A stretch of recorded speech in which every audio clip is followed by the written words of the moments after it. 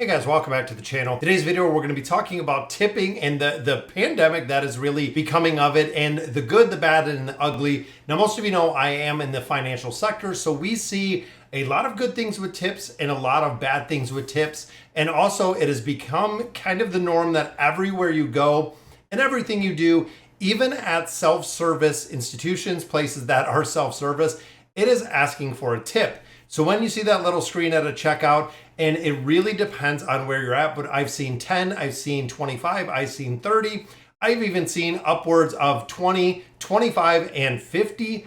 You're leaving a 50% tip on someone's bill. It is kind of crazy, guys. And it has almost become the expectation again to be tipped. Now, there are really two sides to this that I see. Number one, most of the people who traditionally work for tips. Now, what I mean by that is when you look at servers work for tips. They get a far lower wage than a regular traditional employee. I know when I worked at a restaurant, I made I believe it was $2.12 an hour. So $2.12 an hour. You were reliant on your tips. That was it, guys. It was all about the tips. Where there are a lot of institutions, there's a lot of different places that make a full standard wage or a higher than standard wage, and they still do want tips. Now, I am all for tipping, guys, and I love tipping when people do and provide an exceptional amount of service. If I'm ordering, for instance, we got carryout was $7. I just got something for myself. The girl asked me if I was going to tip. She put my food in a bag. That was our interaction at all. I came in, she handed me the bill. I swiped my own card. She asked me why I didn't tip. Kind of offended a little bit by that because ultimately you just put my food in the bag. I know there was no real customer service, no real interaction. But again, it really depends on the amount of service you're really providing is the way that I see it. Now, there are a couple things, guys, that I feel are kind of out of the norm. One is the reluctancy or the wanting to go ahead and tip, that it's really almost required because, again, there are a lot of salaries, there are a lot of lower minimum wages that the states, and it does go state by state, that have kept wages very, very low when it comes to tipping, which, as we know, as prices continue, we see rates going up, the expenses going up, CPI is going up. Since we have seen that kind of happening, a lot of people are saving money by not tipping, but in addition, guys, the people who rely on tips, if they are working for that lower wage, justification is, one, if they give exceptional service, definitely tip them. Be a good tipper, guys. It is really good. If you get very poor customer service, that is the reason not to tip at all. And if you can, honestly, don't put yourself in a really bad financial situation if you're reliant or if you're tipping. Now, a couple things, guys, the good, the bad, and the ugly.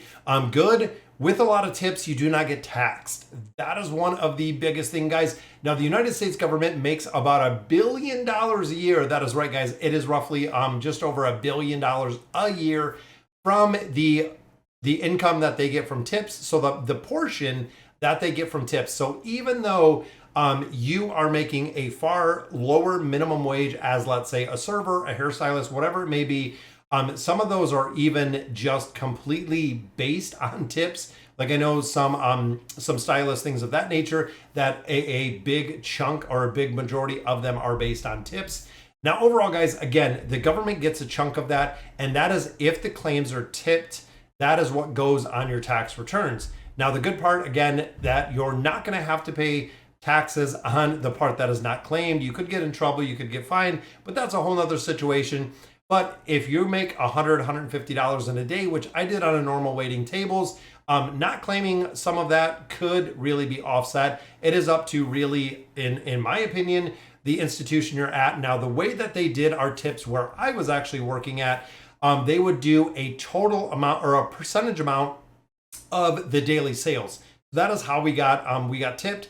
Good days, yeah, it worked really well because, the numbers were there and we would usually make more tips than what we actually claimed. But bad days, we would still actually get paid less than what we claimed. So taxes, again, we're kind of good in that manner.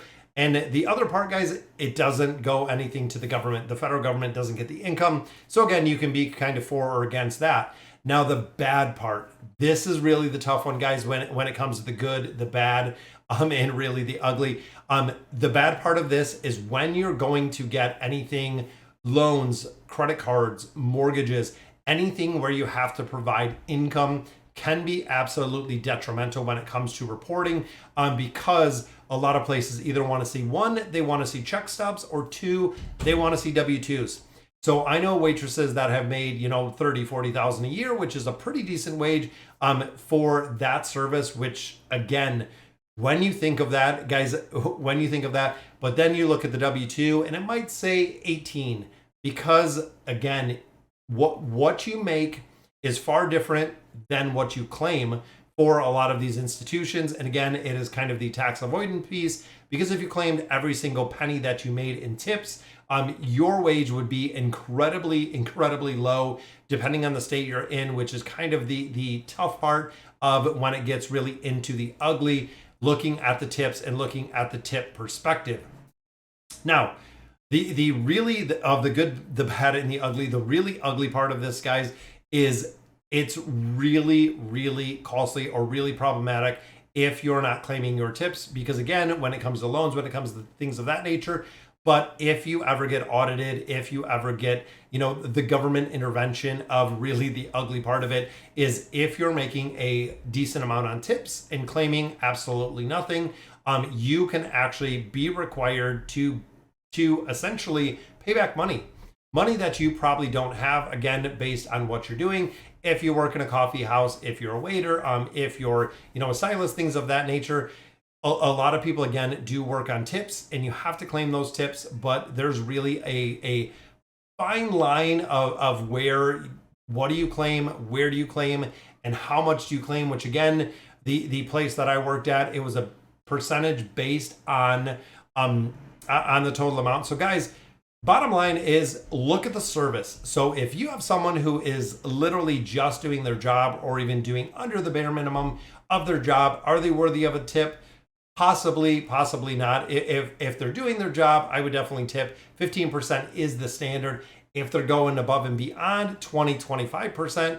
If they're not doing their job, if they've, if they're not doing their job, guys, I would not tip at all. And unfortunately, there have been times that we did not tip at all. We actually went out to eat recently. Waitress came to the table, took our order. 20, 25 minutes later, we got part of our order. About 10 minutes after that, we got another part of our order. And this is our personal experience. We dealt with the person who brought the food was not our waitress.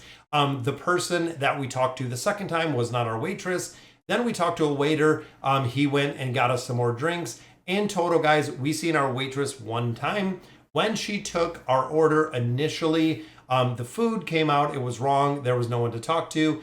We had to actually get a hold of somebody else to send it back. Then we got our actual second time that we met our waitress was when she brought us the bill. Didn't ask us if we needed refills, didn't ask us if we wanted drinks, if everything was okay. Didn't even ask us if we wanted dessert or if we needed anything else. Literally just the entire interaction within the time that we went out to eat. And me and my family do not go out to eat very much, but it was such absolutely poor customer service that we did not tip, because again, the person that I believe would be receiving the tip would be the waitress that we seen two times for a matter of, I would say probably a minute and a half. When she finally came to our table, we already knew exactly what we were ordering. She took our order in, she put it in, and then we got the bill at the end. So guys, let me know in the comments what you guys think. I know the tipping is kind of weird right now with everything going on and everybody in the world asking for a tip. But again, let me know in the comments what you guys think. And as always, thank you guys for watching.